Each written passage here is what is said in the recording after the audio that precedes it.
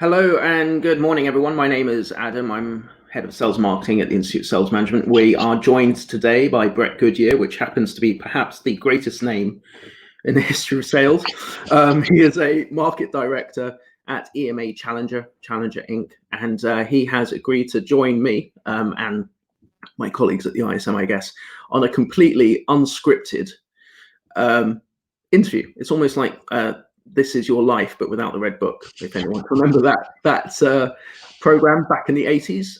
But what we'd like to do, or what my aim here, is to give people a glimpse behind the curtain. What makes Brett? What makes him tick? Why does he do what he does? And then there'll be a little bit of thought leadership at the end of this session, where he can talk about his role, what he does and why he does it, and where he sees the benefit. So, Brett, thank you very much for joining us this morning. Adam, you're welcome, and good morning, everybody. And new format, voyage into the unknown. I'm up for this. Yeah. I'm hoping I can make it insightful for people, people that are either entering sales, been in sales half their life, whole of their life. I've been in sales now. Well, I've been working. I was reflecting on this the other day, actually. I think it's 24 years, and I've been in sales for probably about 20 of those, and probably spent 10 of those years figuring out how to get out of sales before I realized that actually this is my profession. This is where I am. This is where we're going to stay. So hopefully I can share something of interest to everybody, or at least share some war stories. Exactly. I know yeah. Well, I'm interviewing a couple of other people from the north, and I know they'll be drinking halfway through this webinar. So that's something I really can't control. What was your first ever sales role then? How did you start? What was your first ever? What were you doing? Where were you? Yeah, I suppose that's where this idea of not getting into sales kicks in, which was, I studied marketing in the early 90s. I did a pure marketing degree, which is kind of unheard of in those days. Everybody was doing either the sciences, or they're doing classic humanities. The vocational degrees were kind of frowned upon. They tended to come out of the polytechnics and the technical colleges. And I said to my father at the time, no, I'm not going to go and do accounting. I want to do marketing. So I went and studied a marketing degree with the full intention of getting into advertising. So the madmen of what was to come, that was my intention. The sort of English high street, not high street, the English kind of darlings of the advertising industry is where I saw my future. I realized within about, I think, 6 months of applying to, all of the big players, the sort of Saatchis and Saatchis and all these kind of big recognizable names, that they weren't interested in someone who studied marketing. They wanted all the people that had been studying English and all these various other degrees. So I found myself with no choice but to enter some strange alternative world of technical selling, which was back in the mid-90s was known as a kind of field service sales engineer's role. So I wasn't even an engineer, I wasn't a seller, but I ended up in a kind of field sales, kind of engineering support role for this geophysical business, providing services into the oil and gas industry. Fresh-faced, 22 years old, and within 6 months, I remember being sent to China by my boss for a. Where in China did you go? It was Beijing, but it was kind of. I had this naive view as a 22-year-old, because I knew very little about China in the mid-90s, that it was going to be.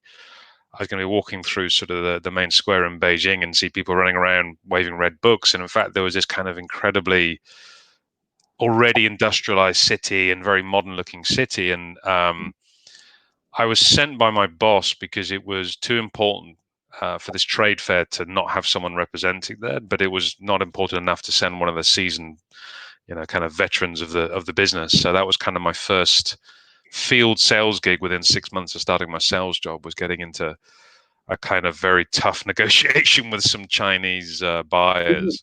Do you speak the language then? No. Funny. No, it was more. I was. No. It was a field trip. It wasn't a. And I wasn't out there working and speaking the language, but it was my first exposure into.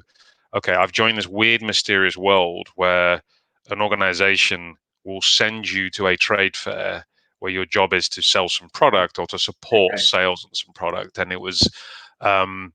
a kind of an eye-opener, because I realized that sales had this kind of slightly exotic element of where you get on a plane back then and you fly to another part of the world and you have to try and get someone to buy some stuff. And that was kind of where it started, really. I never did make it back into marketing. Yeah, I find myself wearing two hats at the moment at the ISM. But you spoke about, you told your father that you were going into a different line. What if I may ask? I mean, what did your father do? Was he in sales as well, or was he in a completely different? No, he was he was a sort of working class gent who I suppose studied instrument engineering at technical college and ended up on the steelworks, and then kind of made his way into, funny enough, oil and gas actually as well, and became kind of a very successful sort of business manager. So I think he had this view that when he was surrounded by accountants, lawyers, and all these people that were helping manage these businesses that he was in, that was the profession for his son. And really, sales wasn't seen as sales in the mid-90s. You were an extension of engineering if you were working for an engineering company, or you were an extension of marketing more often than not in product companies. So, or you were a technical seller, and you went and you sold products based on specification and the demands of the industry. And if you had a good product and a good price, that was it. That's all you needed. So here's a question for you, Brett, that might actually test your memory. So I'm hoping you had a coffee. What was the first thing? Can you remember one of the first things you ever sold? And then when you did sell it, what was the first thing you bought? Can you remember? Yeah, I do actually. I remember so after my let's say this kind of baptism of fire in China in the mid-90s, where I never forget this Chinese buyer who really wanted this new product we'd launched, shouting at me non-stop because I hadn't given him the 10% discount that his boss wanted. This was through an interpreter, so that was just a segue into this experience I had with the Far East, where I was managing then the Far East for like 3-4 years in this role that I had, where I had to grow up pretty quickly. And I remember the first deal I sold, and these were incredibly long sales cycles. We were getting into like 2-year tender processes for selling instruments into this oil and gas exploration space. And I was given kind of the worst patch, which tends to be what used to happen when the young seller came in as a graduate. You would be like, let's give them the worst patch they could possibly go and try and nothing to lose here if they don't make any money. Yeah, exactly. And we'll probably come on to it, but even in this day and age, it tends to be that you kind of earn your way into better patches, and I think there's probably been a bit of change in thinking around that. But I remember I closed this deal with this Indonesian geophysical prospecting company. I'd probably spent 2 years stalking this deal. Like, they were using an incumbent. I probably was using the early days of what I would call solution selling. Like, I'd figured out that I couldn't go in and sell my product because they were using an incumbent. So I had to figure out what they needed and what they wanted and diagnose exactly what problems they're encountering. And it was kind of an instinctive approach, right? I had no choice. Far Eastern market was the worst and weakest market in my business, and they'd thrown the newbie at it who had no chance. So I had to try and do different things. And I remember I closed this deal with this big Indonesian company where we managed to turn over this contract. And I suppose at the time I was on still a graduate salary for the first couple of years, so it was pittance really. I could barely afford to live in London. Just moved to London, and I got this. It wasn't even a big commission check, but I got this kind of bonus, because we didn't have commission then, but we had kind of like a bonus that was pooled per deal. My boss gave me a bit of extra money for that deal. What did I buy? I think I bought a car, Adam. I think I upgraded from probably the junk that I was driving at that point to, I don't know. I went from probably a Mini to something like a Vauxhall Astra or something. Nice. I'd love a Mini. That's what I spent it on anyway. I'm too tall for a Mini. My head would come out the sunroof. So yeah, you did a lot of traveling. Went to China. Was that your only sort of trip you went to, or did they sort of realize that you had a knack for what you were doing and they sent you elsewhere? Or yeah, I think what I realized, I spent 4 years in oil and gas, and I hit this. I moved from the Far East. I then started covering Africa, and that was a whole different game again. Right. Much less evolved marketplace, even for oil and gas exploration. much tougher sales environment, much higher risk around kind of credit worthiness and the contractual due diligence and all of this kind of stuff, and then having to kind of navigate this very kind of opaque buying world. So I think I learned a number of things from the working in the Far East and Africa, was just kind of I suppose a recognition of how complicated buying can get, even as someone in my mid-20s. Yeah. But I also realized I had to get out of oil and gas. I was like, I wasn't someone who was going to be stuck in that industry for life.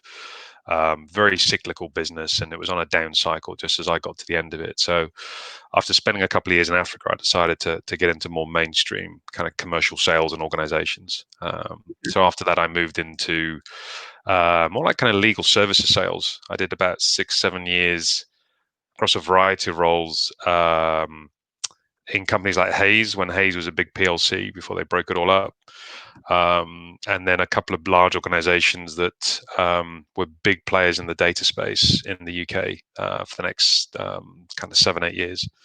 Variety of roles. But yeah, that was kind of my cutting my teeth in international sales, where you kind of have a certain edge that you bring, but I then had to kind of retrain myself to apply that in a more traditional kind of European marketplace. Well, one of the things you mentioned in that was that you moved from oil and gas into Hayes, or worked for Hayes, and the question I guess that flows from there is, when you're looking to move career, or when you're looking to change roles, what is it that you look for? What is it? Is it whether or not you believe in the product or the service? Is it obviously the salary? Is it what was it that you looked for then, and has that changed now? And yeah, that's a good point. Actually, that's a good question, because I think I ask young salespeople the same thing now, and I often ask my own peers when I work with senior sales leaders, particularly the work that I'm involved in now, which is where we're advising a lot of sales leaders around how to drive change. So you kind of want to know what are their motivations, what are they looking for when you're interviewing salespeople for your own organization, or understanding how their organizations are structured, what motivates them. And I think I'm still of the opinion salespeople broadly kind of fall into 3 categories, and I can tell you which one I sit in. I think there are those that fall in love with the product, right?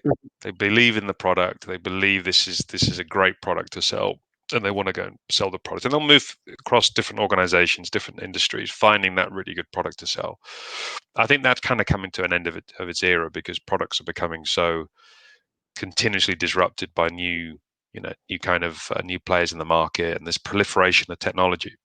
I think there's then a second group that are in love with the market potential, right? What is the market that I think is going to grow, and am I coming into it at a point in my career where I can really make a mark? I feel like I'm part of something that's changing, and I can drive that change. So almost kind of market transformation type stuff. I definitely fall into that category. And then I think there's the third group, which are kind of maybe more the opportunists, right? I don't care what the product is, I don't care what the market is, but I will go from job to job seeking self-betterment and challenging myself, and maybe it's driven by kind of the corporate brand that they're interested in, or the culture that they're seeking, or the environment they want to work in.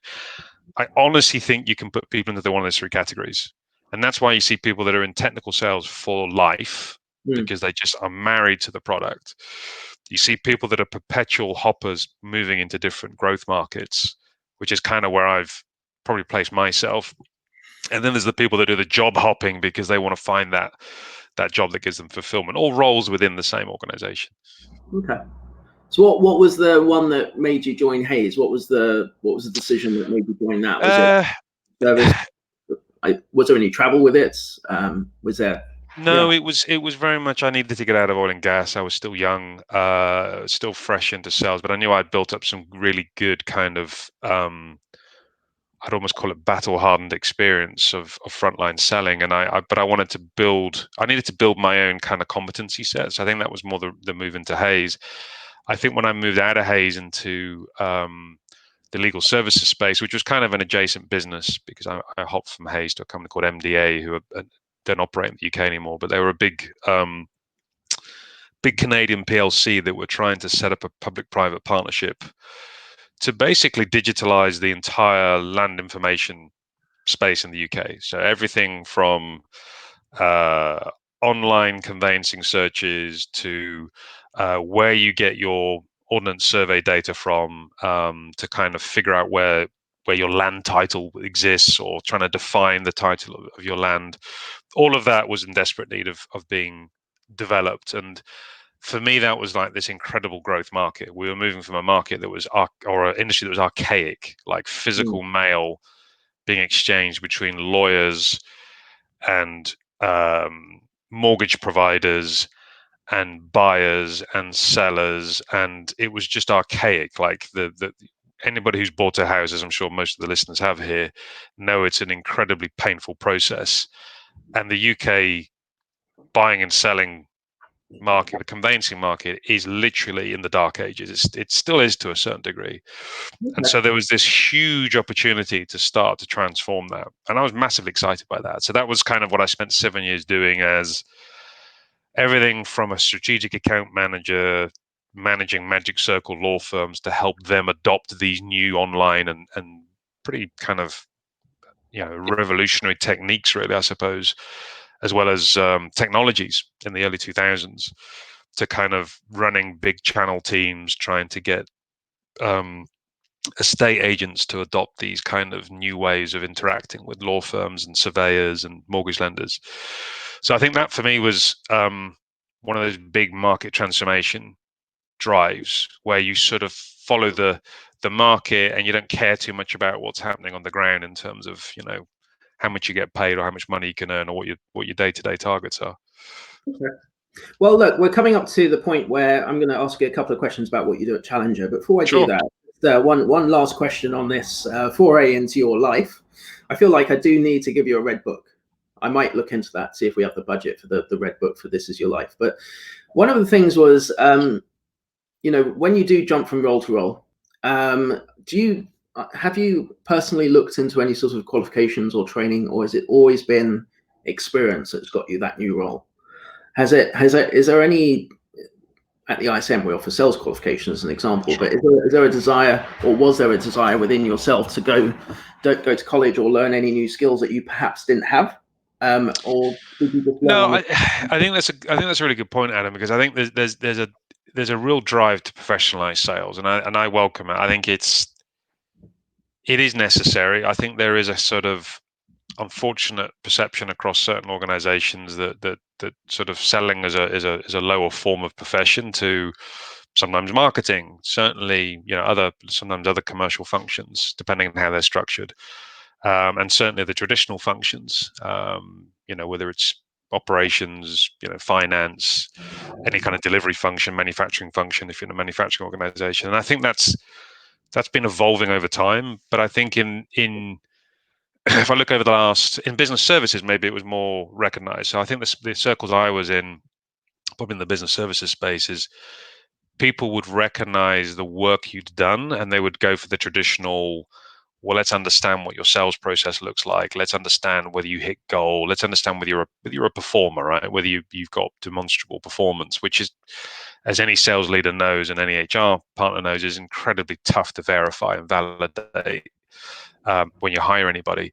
So I think accreditation and the attempts, if you look at the sales industry, to try and professionalize sales, whether it be through the technologies that they adopt to get better at selling, whether it's the more rigor that people put into building decent sales processes, whether it's the kind of analytics that look at what drives high performance, or whether it's accreditation schemes like you guys run, I think makes it easier for people to start to understand the kind of different the delineations between different sales roles and kind of what you're getting when you're going out for something. Because I know what it's like when I get a CV in for a particular role, or a bunch of CVs. It's like you get everything and anything, no matter how much you've tried to define the role very tightly.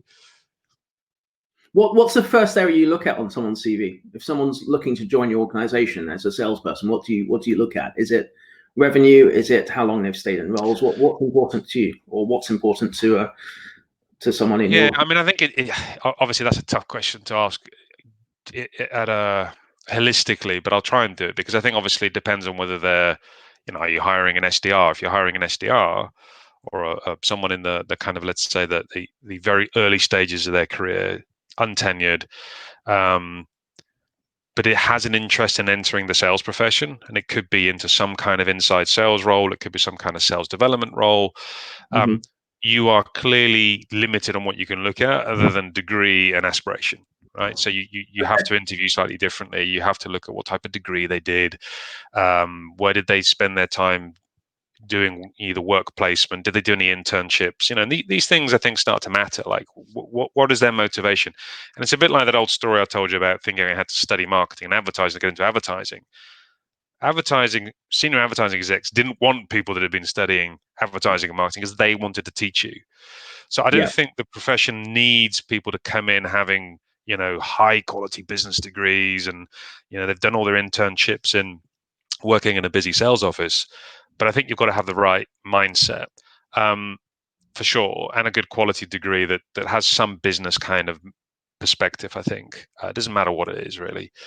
I think when you get into kind of more mid-tenure sales, you need to start to see kind of the types of companies they work for. I think the time that they spend, it's not like marketing, which has a sort of average tenure of something like 2.5. I think it's less than that now. I think it's like 18 months to 2.5 years is kind of the average tenure that a CMO has, which is quite shocking, really. But it always was a high turnover game. It's just now it's not always at the discretion of the CMO.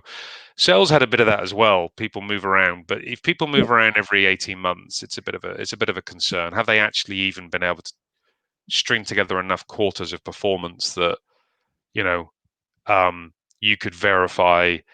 If they had, why would they be moving? And it can't. One of the things I've realized as well, sorry to cut in, Brett. One of the things I've realized is that people do tend, and I was guilty of this up until about 3 years ago when I just couldn't be bothered anymore, was collecting job titles. So you end up, you start as it's always good to go forward, right? So you start as a sales executive, and then you end up as a sales director, and everything in between should lead up to that role on your CV. But then when you look a little bit deeper into it, you then realize that he was a sales director at a one-man band. So, and this is where the landscape gets a bit complicated, because and this is what I mean about professionalizing the sales force, is there is a desire to kind of keep, it's like an arms race in titles, right? It's like the amount of outreach I get over LinkedIn from a senior vice president of an organization that is pitching me directly online, very badly usually. Or I had the other day I had a COO. Well, then when you Google them, they're actually a shed in Sheffield or something. Yeah, and you know what? They might be the CEO of the business that they run, and that's fair enough. I'm certainly not going to have an issue with people running their own businesses, but it's this sort of embellishment of a title to try and get attention.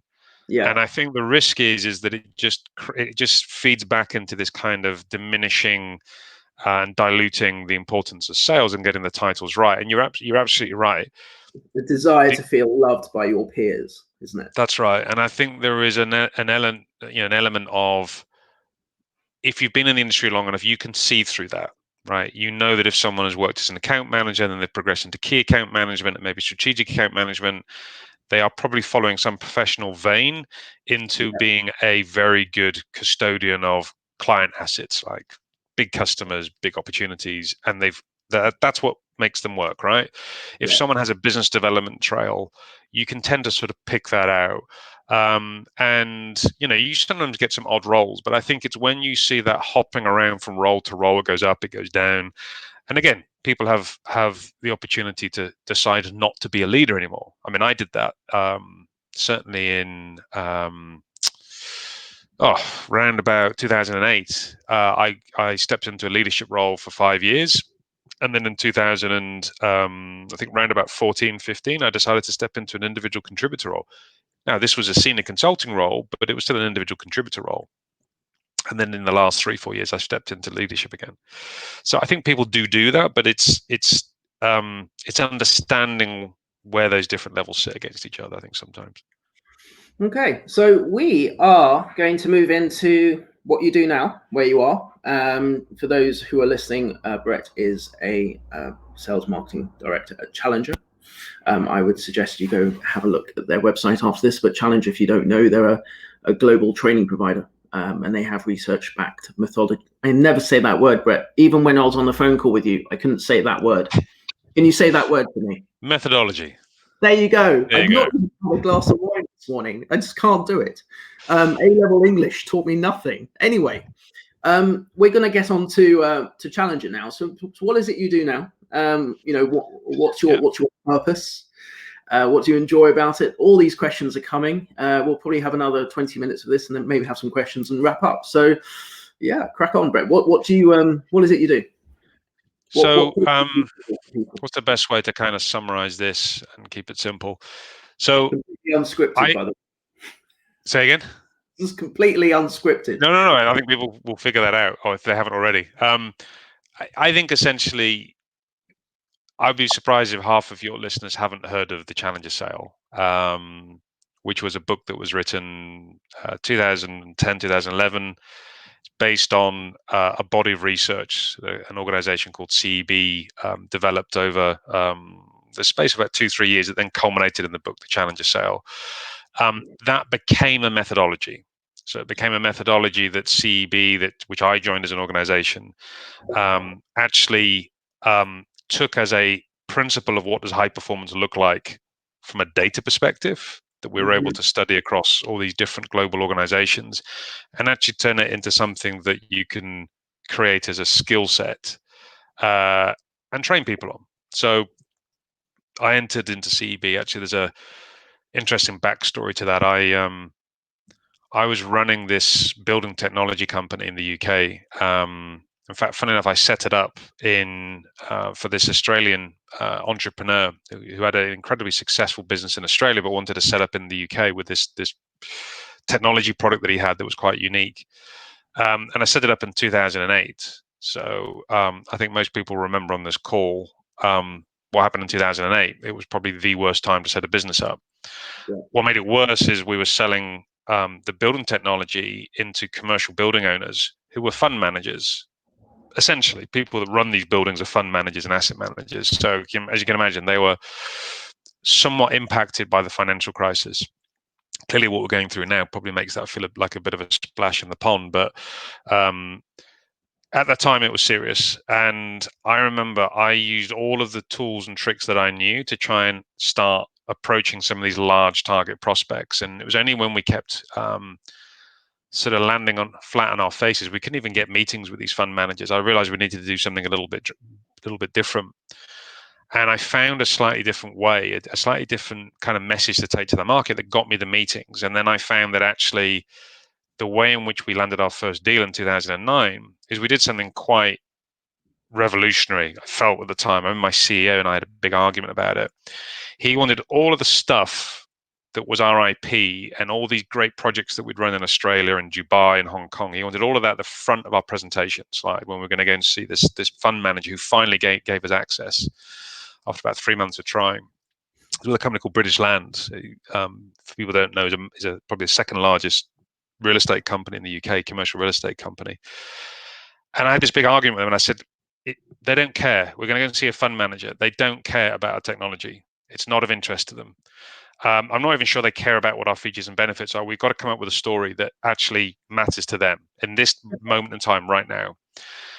And what we did was we basically had some great insight from monitoring buildings, and we flipped over the deck order, and we led with this story around what we'd gleaned from certain properties that we've been monitoring in Australia, was that there was a certain energy inefficiency that was in British buildings that was actually driving this problem within how they were tenanting these spaces out. So imagine if you're British Land, you've got a big skyscraper and like the cheese grater is one of their buildings, and you're leasing space to a large insurance company.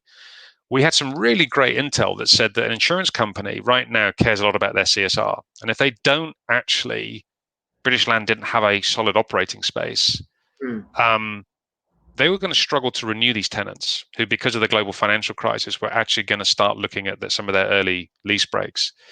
So we went in with this story around this insight, and we had this rapt attention from this fund manager. I'll never forget the CEO looking at me, glaring at me across the room, because I decided to sort of put this insight at the front. And what I realized subsequently was an insight, what we call a commercial insight in the challenger world. And we won the deal. And then we went on and closed about another 1.5 million pounds of the business at the toughest time in the market. Mm. And everyone asked me, how did we do it? And I said, it's because we swapped the deck round. And we led with something that the client cared about because it was a problem that they hadn't identified. So that was And in a probably year, a success then. it did, but I didn't know what we'd done. I just knew that we had to do something different. And then I read the book. And when I read the book, I was like, now it all makes sense, because that is exactly what insight is in the Challenger book. And that was what commercial teaching was as a concept. So I thought, this is incredible. So it goes back to that market transformation piece.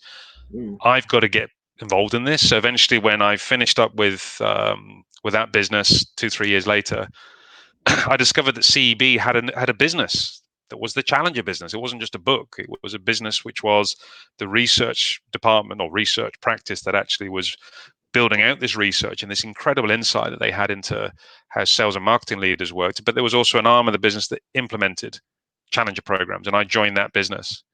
So why would someone come to Challenger? What is it you solve? What problems do you fix? If I was your perfect customer, what would that customer look like?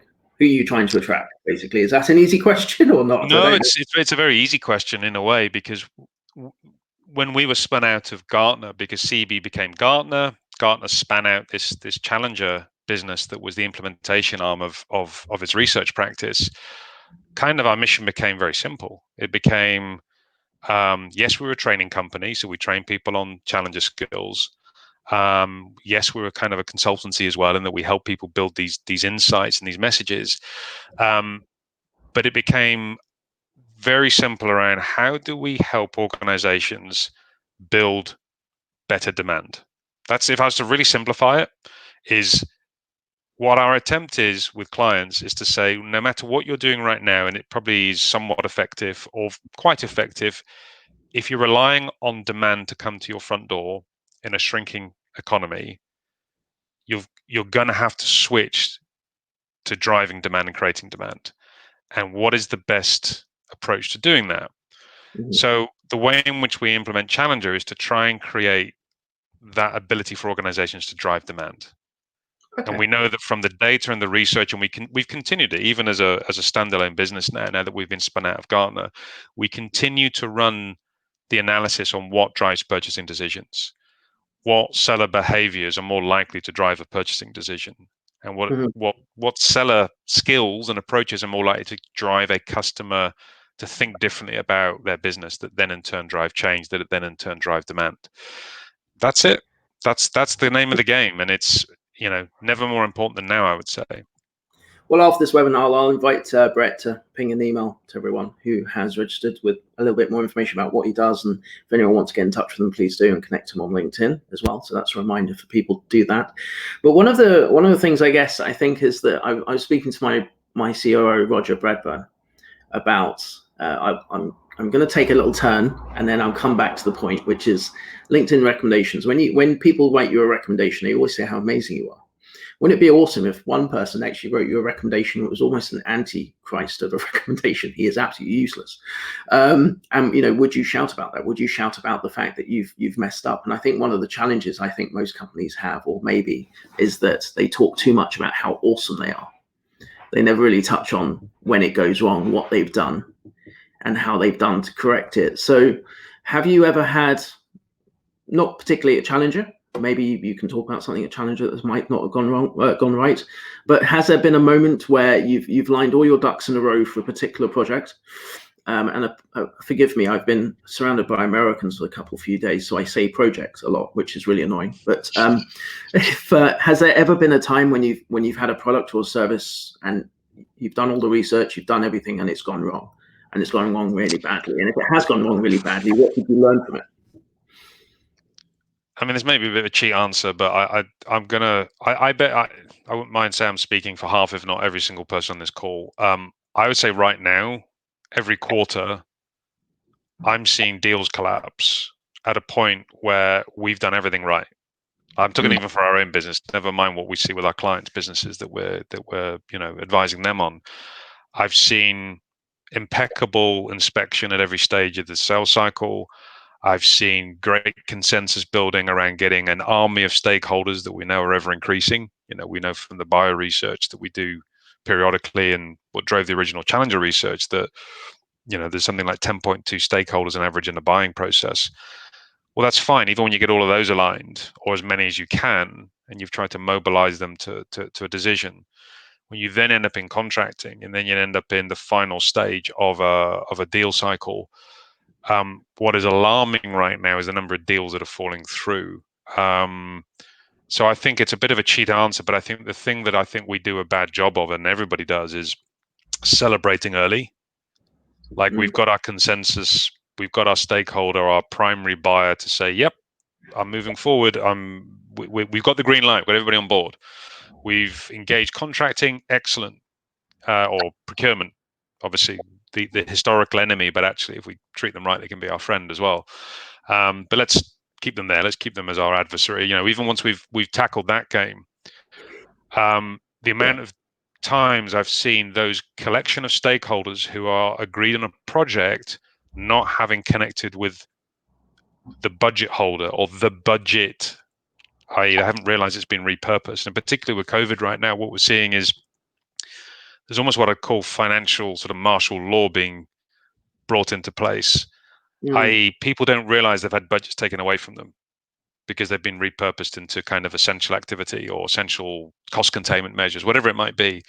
So I think our collective challenge, and certainly my personal challenge, is we've had to get razor sharp on holding customers to account, on understanding if they know what their buying challenges are, if they know if they've got the money for certain projects, because there seems to be this massive misalignment. It always was there, but right now it's actually quite frightening how many projects are going sideways.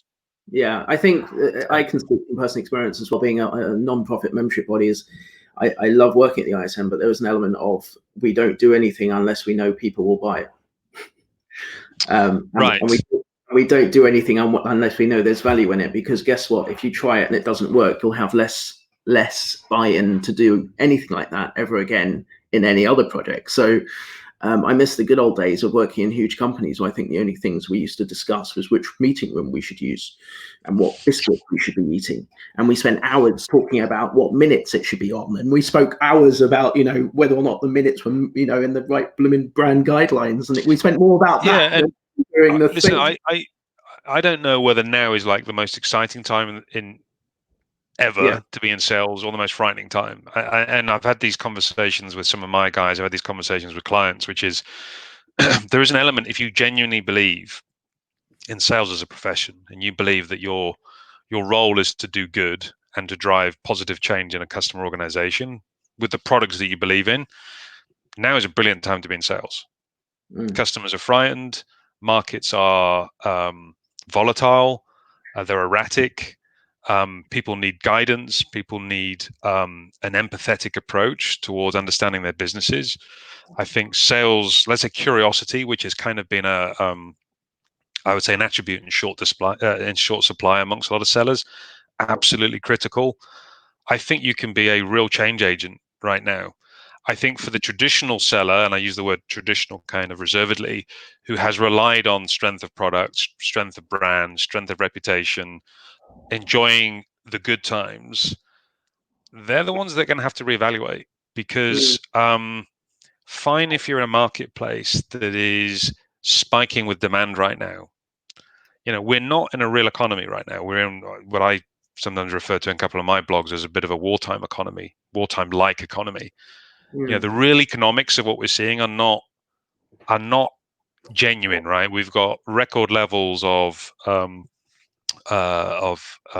GDP shrinkage. We've got record levels of unemployment. But it's all going to change, right? It will all change. So the real economy hasn't presented itself. So we're seeing, as a result of that, all these big spikes in kind of demand, and then these big drops in demand. And I think what's going to be a battleground for sellers and organizations is how do we get enough resource and funding and support into sales to go out there and do the job that I think sales really is destined to do, which is drive demand. Well, I'm looking Because forward. otherwise we're order takers, which is like the days of order taking, they're gone. If they ever were here for the last 10 years. Well, I'm looking forward to seeing all the research reports and stuff that come out of this period, and that will only probably happen next year, when people will be able to look back on how this actually really impacted things and what we actually learned from it. So I'm actually looking forward to that. Reading into that. I think there's a couple of things we've seen. I mean, we've been running these pulse surveys where we've been trying to sort of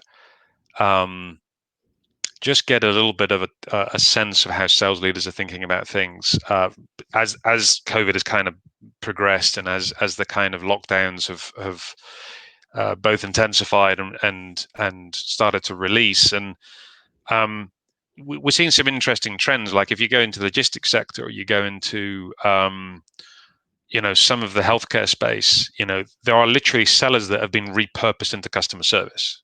They are in a fulfillment role because there is overwhelming demand for a particular product that's in need, because it's either consumer related for people that are consuming products in lockdown, or it's health related, and therefore there's this big logistics and supply space.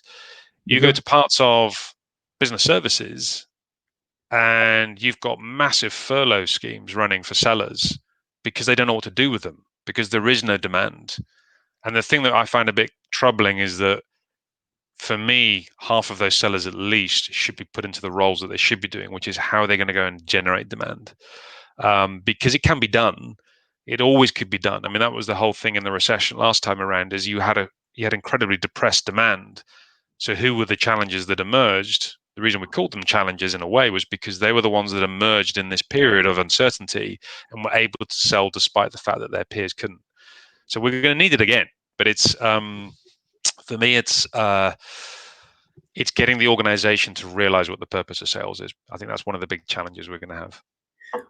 Almost like a soothsayer in that regard. I mean, where would you see yourself, or Challenger for that matter, if you're still there, maybe in 3, 5, 10 years time? Do you even have those thoughts about where you're going to be or what you're going to be doing? Or yeah, I think for me, and I'm getting back to that market transformation kind of obsession that I have. The whole point of getting involved with Challenger was I felt that there was an opportunity, there was a gap in the market, right? And the gap in the market was there was a lot of sales training, there was a lot of different frameworks out there, a lot of sales methodologies, your favorite word, and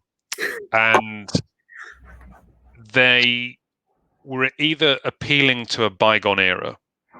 So what worked in the 80s and 90s, great. If you're IBM, if you're Xerox, if you're a large traditional, let's say, hardware player, things like spin selling and question-based selling, they were the perfect methodology for the time. And they were based on studies of high performance, right? That was what high performance did very well. Value selling, great way of trying to build value for an offering that you have, but it's actually quite hard to get a sort of, I would say, an incision point into a client who basically is distracted doing what they're doing. So for me, there's this kind of desire to be part of this movement, if you want to call it that, to say we've got to get salespeople doing what they're really destined to do, which is not to be order takers. They have to go out and drive demand. What's the best way to drive demand? Well, we think we have the answer to it. It's not the only answer. And for me, that still fuels me in Challenger, is we're not a massive organization, but we've taken some hits for sure with COVID. I mean, there's no two ways about it. You sell live training, of which our blend was about 70 to 30% live to virtual. We've had to flip that over because obviously everybody's now not been able to take training live. However, there's more demand for it. So for me, it's like there's a double movement. There's how do we get more people selling and generating demand, but also how do we get salespeople to drive towards virtual selling, distance selling? Yeah, I mean, you touched on a really interesting point, which sorry, excuse me, I got hiccups halfway through this. It's not only also driving demand; it's also, in my opinion, setting, being different from everyone else. It's what makes you different from the other person doing exactly the same thing. And communicate that message in a way that encourages people to go, you know what? Yeah, let's do this. I mean, take someone who works for a large, I don't know, let's say, distribution company, or even let's say a large medtech company, and their daily life was getting in a car, and was driving and seeing, let's say, 4 customers a day in a territory. Let's take a very traditional territory management role. Mm-hmm. Even up until March, that was a normal practice. You go and you drop by and you go and visit, you call on a customer, you see what they need. You may or may not, take some orders as a result of that, or you may use some of your sales technique to try and drive interest. You'd hop in a car and do that 5 times a day. But if you're KPI'd that way, and I know lots of businesses that were, that's ended overnight. Like Mm-hmm. those individuals are now having to try and actually five visits a day is quite tough, right? I remember when I was at Hayes, we used to get KPI to that, but now you can make 6, 7, 8, 9 calls a day. So Yeah. field sellers have suddenly become inside sellers, Yeah. and there's a whole lack of skill set around that. There were people that never used Skype, Zoom, WebEx, Teams, whatever, and all of a sudden they've had to use that. And everyone thinks, well, the challenge is, oh, we need to get people using tools. Well, that's not the challenge. The challenge is how do they fundamentally talk to clients and have a customer conversation where they can't drop in and have a cup of tea and talk about, the weather and if they need any more of the X, Y, and Z widgets. It's Well, going to be quite revolutionary. yeah, I think that probably goes down to on a micro level. It probably goes down to the relationship between the seller and the buyer in the first instance. Do they have a good enough relationship to like not have a coffee and talk over Skype? And perhaps that goes down to sort of building your bridges before this even happened. Imagine all those sellers who just didn't have that opportunity with all their key buyers, and Yeah, now that's right. yeah, I think that the frustrating thing for me is you mentioned Zoom calls. I look at us, we're doing a live webinar, but to be honest, when my company started doing Zoom webinars, it first started every week. No, we first did it twice a week. Then it went down to once a week, and then we do it once every 2 weeks because it got a little bit exhausting.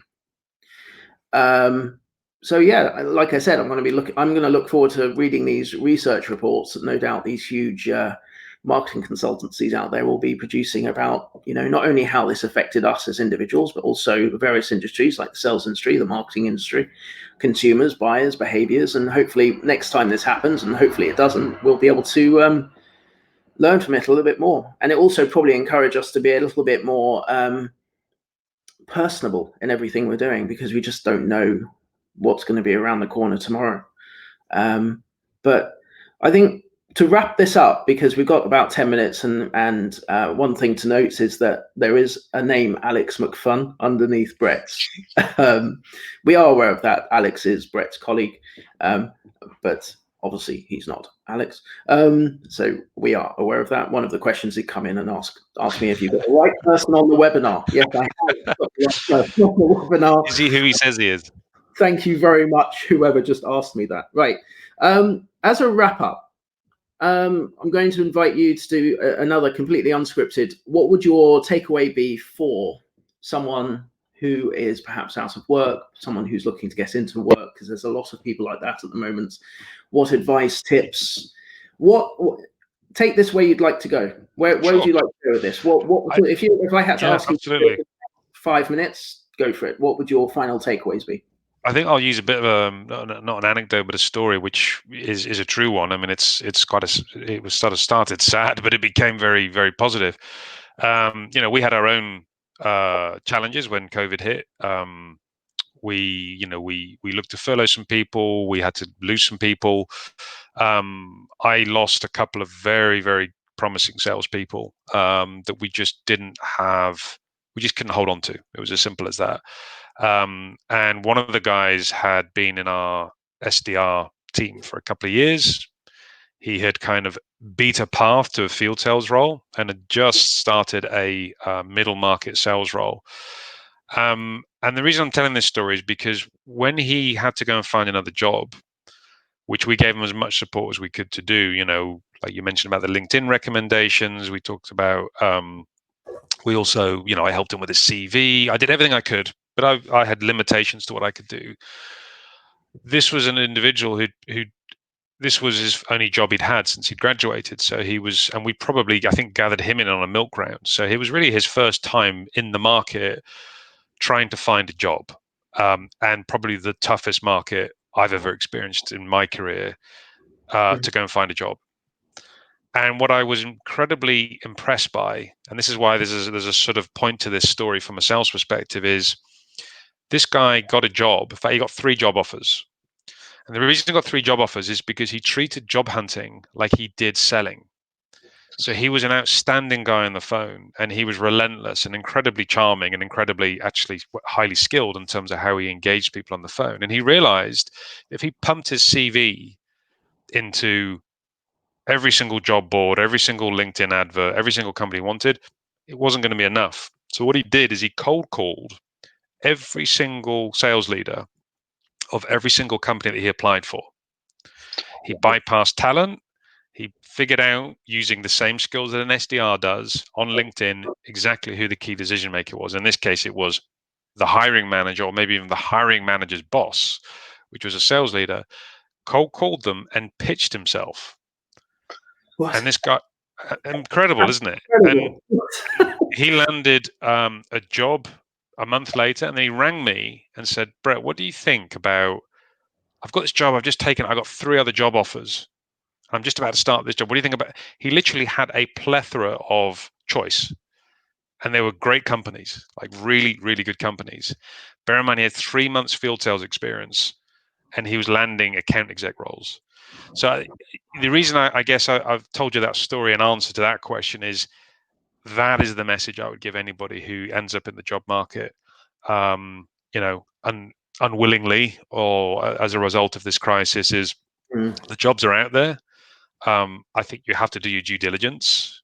Like, think, what does that market look like for that business 6 months from now, if you can look that far, or more than 6 months from now. Don't look at if it's booming now, because it's not. Embody the skills that you're going to be giving your employers by approaching your employer in the same way. That's right. Which is exactly what this guy did. Yeah, so due diligence, find the right company, look at the market they're in, and then use your skills, which is exactly what they're looking for. And that reminds me of when I used to hire, and a seller would find their way around our HR partner and contact me, because it would happen, right? And I remember my HR partner would often say to me, well, we're not having him or her. That's completely inappropriate. I was like, no, I'm sorry, you're wrong.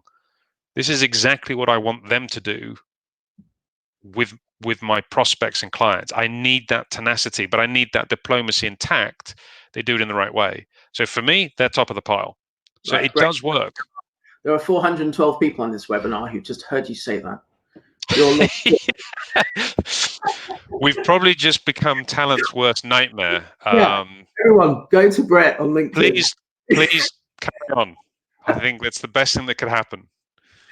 No, that's awesome. I think, yeah, I mean, for anyone wanting a tip on how to message Brett, be brief. What was that? Someone said it. I can't remember who said it, but if you're going to write a paragraph, do it in a line, and if you're going to do it in a line, do it in a picture. So that's right. Less is more. Right. And if I receive one more LinkedIn message that is the equivalent of the Magna Carta, I'm going to send someone a box of bees. Yep. Brett, it has been absolutely bloody marvelous. I know you've got a call. Brett's a busy man. He's got a call at 12 o'clock. He told me that way before. It's probably one of the first things he actually told me, to be honest. So that's the first thing that stuck in my head. But this has been pretty awesome. This is the first series of these sorts of webinars we've been doing with the ISM. And this is the first type of its kind. There are loads more coming up. This was completely unscripted. Literally, we didn't even have a practice run. It was meant to be yesterday, but then I realized I was on annual leave. And then I had to call him and say, Brett, sorry, we're doing this tomorrow. And yes, I do know it's a Friday. And I do know I've come back from my holiday on a Friday. So someone else messaged me that on the webinar. Thank you very much for telling me that. There's a lot of cheeky people on this webinar, Brett. Someone thought you were, and someone's commended me on coming back on an annual leave on a Friday. But Brett, well, it's been a pleasure. I've really enjoyed it. I hope the series continues and you have success with it, and I'll be dialing in as well if I can, because it's nice to hear sales stories. I think I don't know whether mine was interesting or not, but I certainly will be listening to some others. I think it's tales from the road, I think you should call it. Well, yeah, or tales from the old gits who've made it. Yeah, that's yeah. Brett I'll be having a wrap up with Brett on Monday, because he's a busy man. I do like people who are busy, by the way. If you're always free, it always tells me you're just rubbish, right? Because if you're always free, you're never right now. That's right. No, I mean indeed. sales directors in general. I mean, if you're always anyway, we're going off tangents here. I'm going to ask. I'll get in touch with Brett on Monday. Have a wrap up. We'll go through this webinar, see how it went, and then for the 400 or so that registers this webinar, I'll be inviting Brett over at Challenger to send you a Solus email to discuss what he's been trying to achieve at Challenger, to register to their blogs, register to their website. Go and check them out. Please connect to Brett after this webinar as well on LinkedIn and message him whenever you like, in the morning or night. And Brett, you've been an absolute pleasure to work with. Thank you very much for your patience. He was actually due to do a different webinar with us, which was a slide-based webinar.